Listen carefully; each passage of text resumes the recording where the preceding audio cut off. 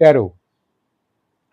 অপালার অষ্টম বিবাহ বার্ষিকীতে শিবনাথ ঘরে ঢুকে বলল, কি এনেছি বলতো? কি আবার আনবে? অপালা বলল, শাড়ি।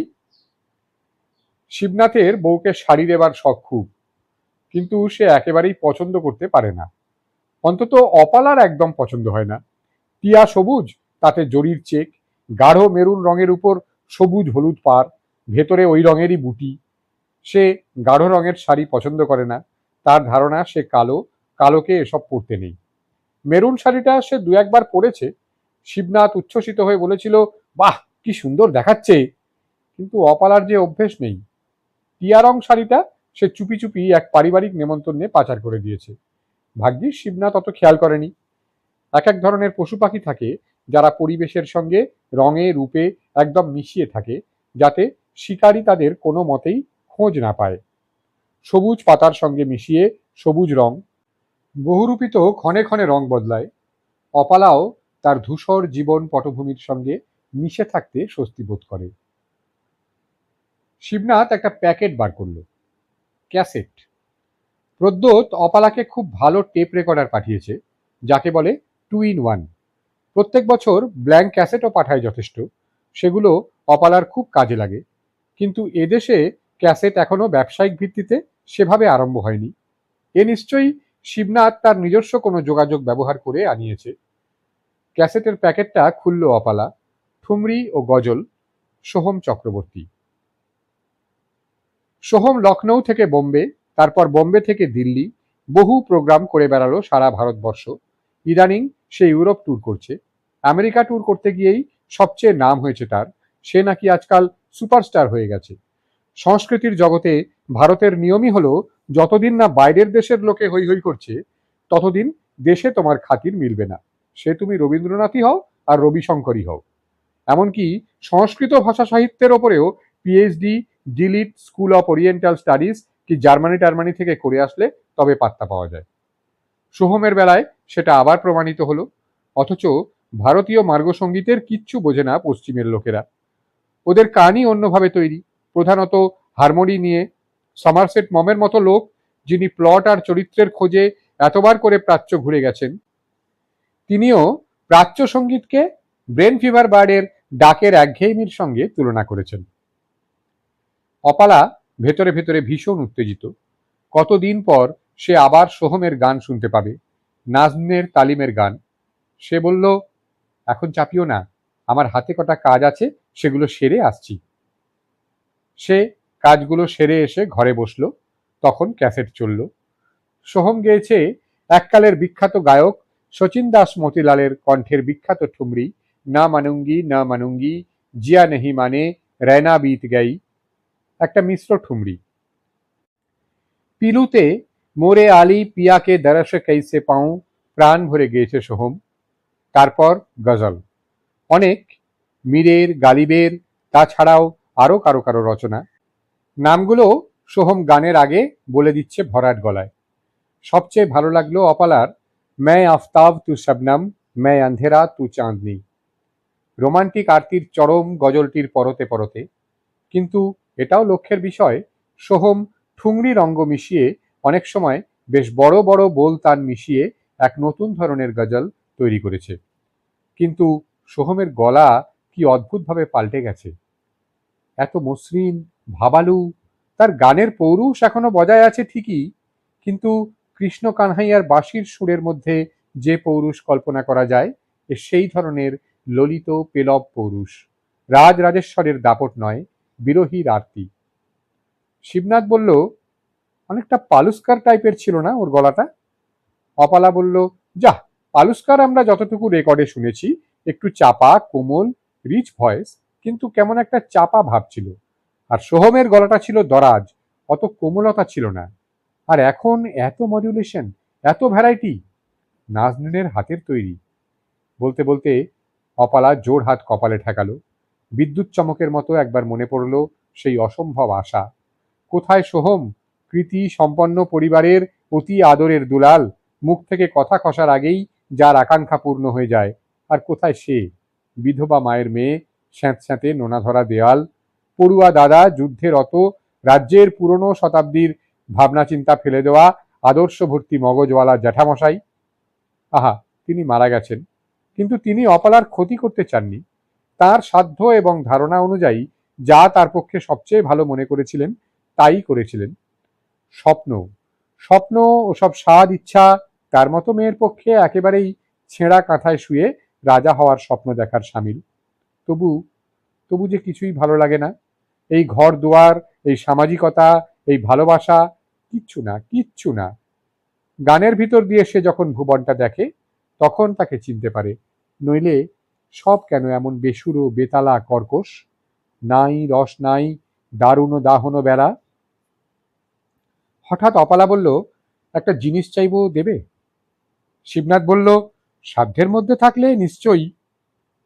অপালা বলল, তোমাদের নিচের ঘরটা তো পড়েই থাকে, বসবার ঘর করে রেখেছো, কিন্তু যেই আসে তাকে তো ওপরে নিয়ে আসো। একেবারে বাইরের লোক তেমন আসেও না। শিবনাথ জিজ্ঞাসু দৃষ্টিতে তাকিয়ে আছে। অপালা বলল, ওই ঘরটা আমার গানের ঘর করে দেবে? কিছু কিছু ছাত্রছাত্রীও শেখাবো। ভোরের রেওয়াজ কি জিনিস আমি যেন ভুলেই গেছি। শিবনাথ বলল, মুশকিল করলে। তোমার আইডিয়াটা ভালো, কিন্তু বাড়িটা তো আমার নয়, বাবার। তাকে না বলে কিছু করা যাবে না। অপালার মুখ নিভে যাচ্ছে দেখল শিবনাথ। সে যেন এই শেষ কুটোটিকে প্রাণপণে আঁকড়ে ধরেছিল। কুটোটা হাত থেকে ফসকে গেছে, এখন সে ডুবছে। সে হঠাৎ বলল, এক কাজ করো না অপু, তুমি নিজেই বলো না। বলবো? বলো, বলেই দেখো না। সেদিন রাত্রে শ্বশুরের খাওয়া দাওয়ার পরে অপালা বলল কথাটা। সে আজ নিজের হাতে এক বিশেষ রকমের ছানার তরকারি করেছে। মাঝে মাঝেই করতে হয়, কিন্তু তার মধ্যে তার তেমন মনোযোগ থাকে না। কিন্তু আজকেরটা করেছে যেন প্রাণপণে নতুন কোনো বন্দেশের স্বরলিপি শুনে শুনে লেখবার চেষ্টা করে যাচ্ছে। অপালার কথা শুনে শ্বশুর বললেন, তা অবশ্য তুমি চাইতে পারো মা। সত্যি রেগুলার রেডিওতে গাইছো, তোমার একটা প্র্যাকটিসের দরকার আছে বই কি। ঠিক আছে, ঘরটা তুমি ব্যবহার করো, তবে ওটা গোটা পরিবারের বৈঠকখানাও থাকবে। তেমন কেউ এলে? নিশ্চয়ই, সে তো নিশ্চয়ই। আনন্দের আতিশয্যে অপালার মুখ দিয়ে এর চেয়ে বেশি আর কিছু বেরোলো না। মহানন্দে খবরটা শিবনাথকে দিল অপালা। মাস দুয়েকের মধ্যে ঘর রং হয়ে তাতে নতুন কার্পেট বিছিয়ে চারিদিকে ছোট ছোট নিচু নিচু আসন, হারমোনিয়ামের বাক্স, তানপুরার ঝুলি সব নামিয়ে আনা হলো। বিয়ের ৮ বছর পর এই প্রথম অপালা একখানা নিজস্ব ঘর পেল, যেখানে সে দরজা বন্ধ করে দিয়ে ইচ্ছে মতো রেয়াজ করতে পারে। সঙ্গত করতে বেনু নিয়মিত আসে, এবং আসে ছাত্রছাত্রীর দল। ক্লাসিক্যাল মিউজিক এখন ঘরে ঘরে পাঠক্রমের মধ্যে ঢুকে যাচ্ছে। ছাত্রছাত্রী এত আসে যে অপালা নিতে পারে না। দুটো ব্যাচের বেশি সে কিছুতেই করবে না। তার নিজের গান হবে কি করে? শম্পা মিত্র বলে যে নামকরা সেতারি এবং বীণাবাদিনী তাদের পাড়ায় থাকেন, তার কাছেও অপালা মাঝে মাঝেই যায়। দাবির খাঁ, পরে রবিশঙ্কর, বেলায়েত, এদের কাছে শিক্ষা ওর, যদি কিছু পায়। শম্পা বলেন, এত চমৎকার গলা, এত অপূর্ব গাস, এর মধ্যে বিয়ে করে মরেছিস কেন? অপালা চুপ করে হাসে। শম্পা ডিবে থেকে কিমাম দেওয়া জোড়া পান মুখে নিয়ে বলেন, এই দেখ না, বিয়ে থা করিনি। রাজ্যের লোকে বিরক্ত করে, নিজের ইচ্ছে মতো ওস্তাদদের কাছে শিখেছি, তবু মনে হয় কিচ্ছু হলো না, কিচ্ছু হলো না। আর তুই কোনো সুযোগ, তেমন কোনো উচ্চশিক্ষা না পেয়েও এখনই রেডিওর এ ক্লাস আর্টিস্ট, কিন্তু এরপর কোথায় দাঁড়াবি? বদ্ধ জলা হয়ে যাবি যে রে। আবার ছাত্রী ঠেঙাতে শুরু করেছিস শুনেছি। অপালা তার নিয়মিত রোজগারের একটা অংশ প্রতি মাসে শাশুড়ির হাতে তুলে দেয়। তিনি হাত পেতে নিতে নিতে বলেন, তুমি আমায় বাঁচালে বড় বৌমা। আমরা নাই বা ঘরের বাইরে বেরোলাম, আমাদেরও যে নিজেদের হাতে খরচ করার স্বাদ আহ্লাদ থাকতে পারে কেউ বোঝে না, না কর্তা না ছেলেরা। 14। কে তুমি দাঁড়িয়ে আছো ওপরে, অনেক অনেক ওপরে, যাকে এক ঝলক দেখবার জন্য চোখ তুলে তাকাতে তাকাতে আমরা ঊর্ধ্বমুণ্ড, হতশ্বাস। জিরাফ প্রমুখের গলা ক্রমাগত লম্বা, সরলবর্গীয় বৃক্ষগুলি দিবারাত্র দীর্ঘ দীর্ঘতর হয়ে যাচ্ছে। কোন সে শক্তি যা একো হম বহুশ্যাং বলে কিংবা প্রচণ্ড অভ্যন্তর চাপের বিস্ফোরণে ফেটে গিয়ে এই বিশাল অণ্ড প্রসব করল। গান্ধারী প্রসূত মাংসপিণ্ডের মতো এই অণ্ড থেকে অযুত নিযুত প্রাণী সৃষ্টি হয়েই চলেছে। তুমি কি এইরকমই প্রজায়মান হতে চেয়েছিলে? শুধু সংখ্যা সংখ্যা আর সংখ্যা। তাদের ভেতর কত সাধ্য, কত স্বপ্ন, কত আকাঙ্ক্ষা, কত ভুল, কত ঠিক, কত আদর্শ, কোনোটারই কেন পূরণ হয় না? তুমি গাছে তুলে দাও হে অমিত বিক্রম, তারপর মইটি কেড়ে নাও। ভাবতে থাকি, আজকাল বয়স 70-এর কাছে চলে গেছে, ক্রমাগত এইসব ভাবতে থাকি।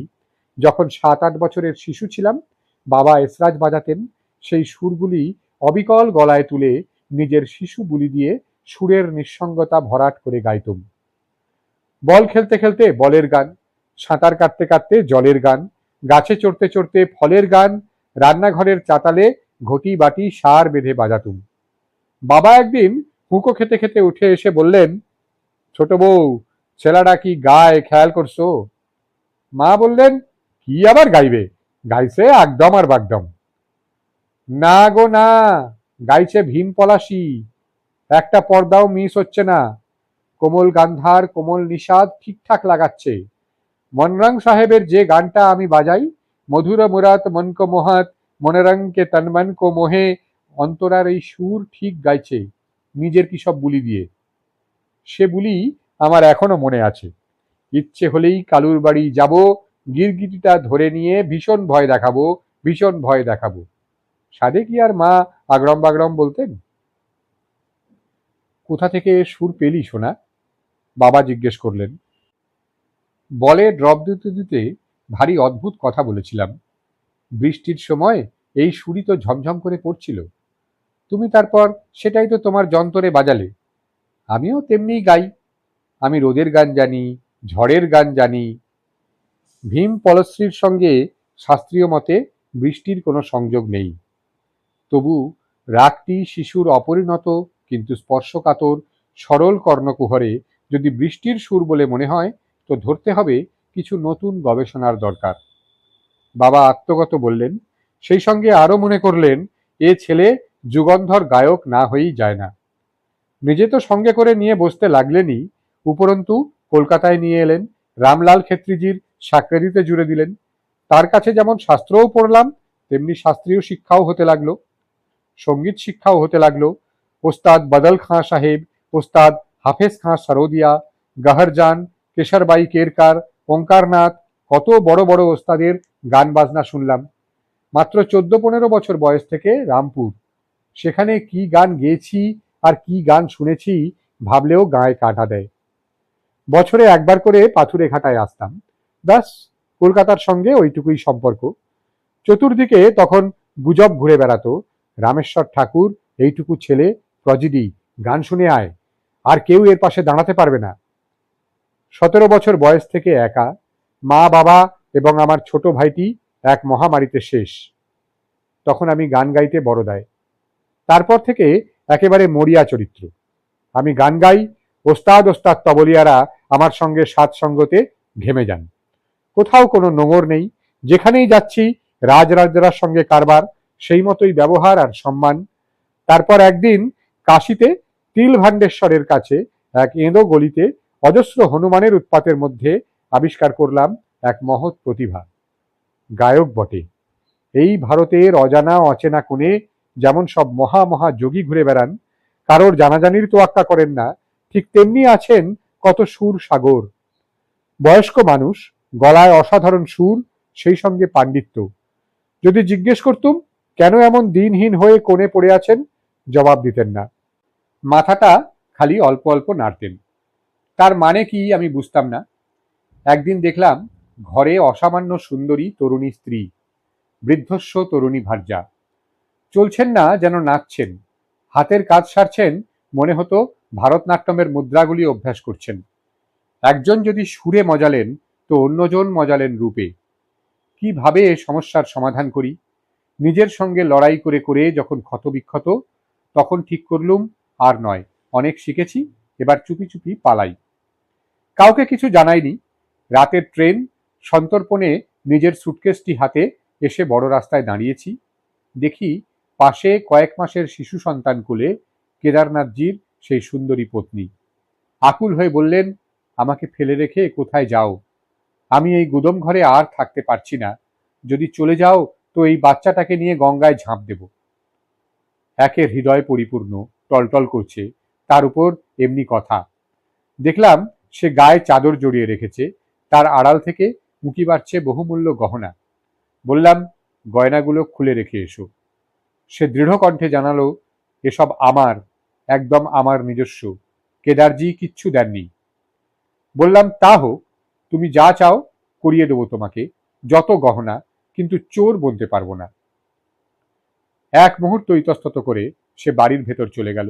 মিনিট দশেক পরে অলংকারহীন সেই রমণী আর সেই শিশুকে নিয়ে নিরুদ্দেশের পথে যাত্রা করলুম। রামপুরে আর ফিরে যাওয়া হয় না। সুতরাং সুদূর বরদায় ভাগ্যান্বেষণে কয়েক মাস পরেই কলকাতা। সে পাপিষ্ঠা না আমি পাপিষ্ঠ তাও তো জানি না। বৃদ্ধ স্বামীর দিন দরিদ্র ঘরদুয়ার যদি সেই অপূর্ব রমণীর গুদম ঘরের মতো মনে হয়, তাকে কি করে দোষ দেব? যতগুলি সম্ভব গহনা তাকে গড়িয়ে দিয়েছিলাম। দিবারাত্র অবিশ্রাম পরিশ্রম করতাম সংসার যাত্রার জন্য, কিন্তু এত চেষ্টা সত্ত্বেও হয়তো আমার ঘরও তার কাছে একদিন গুদমের মতোই লেগেছিল। সে আমার শিষ্য এমদাদের সঙ্গে ঘর ছাড়ল। তবে এবার গহনাগুলি নিয়ে এবং শিশুকন্যাকে ফেলে। তার উপর সত্যি আমার কোনো জোর নেই। আইনগত দিক থেকে, সামাজিক দিক থেকে সে আমার স্ত্রী ছিল না, তবু তো স্ত্রী। ভাগ্যিস সে মিতুলকে দিয়ে গেছিল। 5-5.5 বছরের মেয়ে। আহা, সে যে কি যন্ত্রণায় মা মা করে কাঁদত। তাকে কোলে করে কত বিনিদ্র রাত, শুধু ছাদ আর দালান, দালান আর উঠোন। যখনই কোথাও যাই, গাইতে কি শুনতে, দেবশিশুর মতো নিষ্পাপ সুন্দর মিতুল আমার সঙ্গে থাকে। মানুষের আশার ঘরটি বারবার ভেঙে পড়ে, বারবার আবার সে প্রাণপণে ঘরটি নতুন করে গড়ে। ছোট্ট মিতুলকে নিয়ে আজ অবধি সেই ভাঙা ঘর আমি গড়ে চলেছি। নিজের কণ্ঠে অকাল বার্ধক্য আসছে বুঝে এসরাজের ছড়ি তুলে নিলুম। সারেঙ্গি, সেতার। ভাবলাম, এ মেয়ে তো এক রাজগায়কের মেয়ে, একে গড়ে দিয়ে যাব সবার কাছে যা শিখেছি। সেই হবে আমার এক রকমের ঋণ শোধ, ক্ষতিপূরণ। কিন্তু মেয়েটা কাঁদে যেন কাক ডাকছে, আপন মনে কথা বলে যেন শালিকে কিচিরমিচির করছে। তবু লেগে আছি। এদিকে শিষ্য শিষ্যা আসছে, তাদের মধ্যে কেউ কেউ অপরূপ গলা নিয়ে আসছে। কি সাধনা! সঙ্গীতের জন্য কি ভালোবাসা, কি ত্যাগ! সঙ্গীত ছাড়া জীবনে যেন কিছুই নেই। দিলীপ ছেলেটি কৃতি ইঞ্জিনিয়ার, সে তো সেদিকে গেলই না, শরৎ নিয়েই পড়ে রইল। আরেকজন ছিল অপালা। আমার বাবা যদি তাঁর 7-8 বছরের ছেলের গান শুনে আমাকে প্রডিজি ঠাউরে থাকেন, তাহলে আমিও একটা কচি মেয়ের গলায় কর্ণাটকী সঙ্গীতের সূক্ষ্ম কাজ, তার মধুরতা, গানের উপর প্রয়াসহীন দখল শুনে তাকে প্রডিজি ভেবেছিলাম। কথা কইছে তাও যেন গান গাইছে, এমন সমৃদ্ধ তার কণ্ঠ সম্পদ। তালিম দিলুম আমার যতদূর সাধ্য। ভাই বেরাদর ওস্তাদদের কাছে পাঠালুম। আমি যা জানি না, যা পারি না, সে যেন তা অন্যের কাছ থেকে শিখে নিতে পারে। যার কাছে পাঠিয়েছি সেই বলেছে, এ তো অসাধারণ গুণী, এখন এই বয়সেই এই গাইছে, আর একটু পরিণত হলে এ তো পূর্ণিমার আকাশে চাঁদের মতো জ্বলজ্বল করবে। সেই অপালা দত্তগুপ্তর নাম আজ কে জানে? সেই সদা বিনয়ী, নম্র, অহমিকা শূন্য, নিষ্পাপ মেয়েটি কোনো দিন গন্ধর্ব সভায় তালভঙ্গ করেনি, কোনো দিন কোনো সাফল্যের গর্বে আত্মহারা হয়নি। আমি জানি সে নিষ্কলঙ্ক, চাঁদের মতো। কিন্তু হায়, এ চাঁদ দ্বাদশীর চাঁদ, আজও পূর্ণতা পেল না। তার এ শাস্তি কেন? কলকাতা রেডিও স্টেশনের প্রথম শ্রেণীর উচ্চাঙ্গ সঙ্গীত গায়িকা, দূরদর্শনে নিয়মিত গাইছে আজকাল, সে তো কতই আছে। কোথায় গেল সেই বিশেষ যাকে আমি পূর্ণভাবে চিনেছিলাম আমার সঙ্গীত জীবনের সমস্ত অভিজ্ঞতা দিয়ে? শেখায়ও নাকি প্রাণ দিয়ে। ছাত্রছাত্রীদের মুখে তার গুণগান শুনি, কিন্তু সেই অপালা যে যৌবনের হীরাবাইয়ের সহস্র পাহাড়ি ঝর্ণার কলতান কণ্ঠ মনে করিয়ে দিত, সে কই, সে কই? অথচ মিতুল, তার কাকিনীর মতো কণ্ঠস্বর ক্রমে গর্ধবের মতো হলো। তার রেওয়াজে প্রচুর ফাঁকি ছিল, তবু রেওয়াজ বন্ধ করতে দিতম না। কিন্তু সেই কণ্ঠ এখন রবারের মতো হয়েছে। অদ্ভুত আওয়াজ, কেমন ভোঁতা, খসখসে, অথচ কি চান। মিতুল যখন বড় বড় জলসায় গায়, আমার তার পিতা, বিস্মৃত, অবহেলিত, প্রতারিত সেই কেদারনাথজির কথা মনে পড়ে। মাথা নত হয়ে আসে। তাহলে সাধনা কিছু নয়? আন্তরিকতা, সংকল্প, ব্রত, ঈশ্বর দত্ত গুণ এসব কিছুই নয়? সবই সেই আজকাল যে বলে জিন, বংশগতি, সেই? এমন নয় যে মিতুলের এই সাফল্যে আমি দুঃখিত। মিতুলের রেকর্ড বিক্রি, জলসায় জলসায় তার ডাক, লাইট ক্লাসিক্যাল এবং আধুনিক গানে, এমনকি ইংরেজি পপ সঙ্গীতে তার সমান অধিকার, এবং সর্বোপরি তার সৌন্দর্য তাকে যে ঐশ্বর্য দিয়েছে, আমিও তো সেই ঐশ্বর্যই ভোগ করছি। মাতৃহারা শৈশবের সে স্মৃতি আজও তার কাছে অমলিন। তার বাবা তাকে কিভাবে বাবা এবং মা উভয়ের মতো পালন করেছে সে ভোলে না। সে যেরকম মায়ের মেয়ে, সত্যি বলতে কি তার মধ্যে এত ভালোবাসা, এত ভক্তি, এত বিবেচনা সম্ভব বলেই আমি মনে করিনি। তার মায়ের চরিত্র দিয়ে তার বিচার করার এই চেষ্টা সম্ভবত ভুল। আমার যখন হাঁপের টান ওঠে, মিতুল তখন তার কোমল হাত দিয়ে আমার বুক নিচ থেকে ওপর দিকে আস্তে আস্তে মালিশ করে দেয়। অতিরিক্ত অক্সিজেন পাবার রবারের যন্ত্রটি আমার নাকের সামনে ঠায় ধরে থাকে। পরপর 3 দিন কোথায় বারাসাতে কার কাছে মাদুলি নিতে গেছে আমার জন্য, সম্পূর্ণ উপোস করে। আমার বড় অবাক লাগে। ভেবেছিলুম নিতান্ত অল্প বয়সে সে সোহম চক্রবর্তী কিংবা দিলীপ সিনহা কিংবা ওইরকম কাউকে কিংবা আরো অনেককে বারবার বিয়ে করবে, ছাড়বে। 30 পেরিয়ে গেছে, মিতুল এখনো বিয়েই করেনি। তবে সে সম্পূর্ণ স্বাধীন, তার যা ইচ্ছে সে করে। অজস্র পুরুষ ভক্ত, পুরুষ বন্ধু, এদের সঙ্গে সে কোথায় যায়, কি করে আমার জানা নেই। কিন্তু তার পালক পিতার প্রতি ব্যবহারে কোনো উচ্ছৃঙ্খলতা নেই। মিতুল সুরকে পেয়েছে, ছন্দকে পেয়েছে, তার মনে কোনো অশান্তি আছে বলেও মনে হয় না। সুখী হোক, সুরাশ্রিত থাক। কিন্তু আমার অন্য সুর কন্যাটির জন্য আমার বড় মন কেমন করে। এই বয়সে 3টি সন্তান হয়েছে পরপর, স্বামী বাদে বড়ই বেসুর বাড়ি। স্বামীটি কি সব দিক থেকে বিবেচক? কি জানি। অপুর মুখে কোনো অভিযোগ শুনিনি। তার মুখ বরাবরের মতোই প্রশান্ত। আনন্দ হলে তার গণ্ডে একটা রক্তাভা দেখতাম। এখন গণ্ডদ্বয় সবসময়ই মলিন। ঈশ্বর, তোমার এ কেমন বিচার? হে মহাশক্তি, সর্বসুরের অধিকর্তা, হে সুরপতি, হে গন্ধর্বরাজ বিশ্বাবসু, এমন নির্মম উপেক্ষার অর্থ কি? আমি না হয় অপরাধ করেছি। প্রথম জীবনে বহু পুরস্কার, বহু খ্যাতি, প্রশংসা, মান, যশ পেয়েছি। কিন্তু আমার এই নিষ্পাপ সুরকন্যাটির উপর তোমার এ দণ্ড কেন? ক্ষমা করো যদি প্রশ্ন করে অপরাধ করে থাকি। আজ এই বৃদ্ধ বয়সে মনে হয় এ পিঠ সর্বদাই কোনো না কোনো অপরাধের ভারে নুব্জ হয়ে আছে। সব কষ্ট, দুঃখ, শারীরিক, মানসিক, কোনো না কোনো অনিচ্ছাকৃত পাপের ফল। কুসংস্কারে পূর্ণ হয়ে রয়েছে মন। যদিও জানি এসব অবৈজ্ঞানিক, এসব মিথ্যা, তবু সত্য বলে প্রতিভাত হয়। আজ কোথায় গেলেন আমার সেই সত্যসন্ধ পিতা, যাঁর একমাত্র ব্যসন ছিল যাবতীয় কর্তব্য শেষে এসরাজ? সেই ওস্তাদ বদল খাঁ সাহেব, যিনি গেলেই রাবড়ি খাওয়াতেন? আমার বন্ধু আমির খাঁ সাহেব, তাঁরা কত ঋজু, কত নির্ভীক ছিলেন। সুরে অধিকার ছিল, কোনো কিছুকেই পরোয়া করতেন না। আজ অকাল নুব্জ, শ্বাসকষ্ট দুষ্ট, বৃদ্ধ, সুরভ্রষ্ট এই হতশ্রী গন্ধর্বকে তোমরা ক্ষমা করো। তোমাদের অর্জিত পুণ্যের কিছু কিছু অন্তত দাও। আমি সে পুণ্য ফল নিজের জন্য রাখবো না, দিয়ে যাব। না না, মিতুলকে নয়, আমার অপু মাকে। সবুজ মলাট বাঁধানো ডায়েরিটা রামেশ্বর বন্ধ করে দিলেন। 2 মলাটের মধ্যে বন্দী হয়ে রইল তার জীবন, তার যন্ত্রণা, তার প্রার্থনা। তিনি তার টেবিলের ড্রয়ারে ডায়েরিটা রেখে চাবি ঘুরিয়ে দিলেন।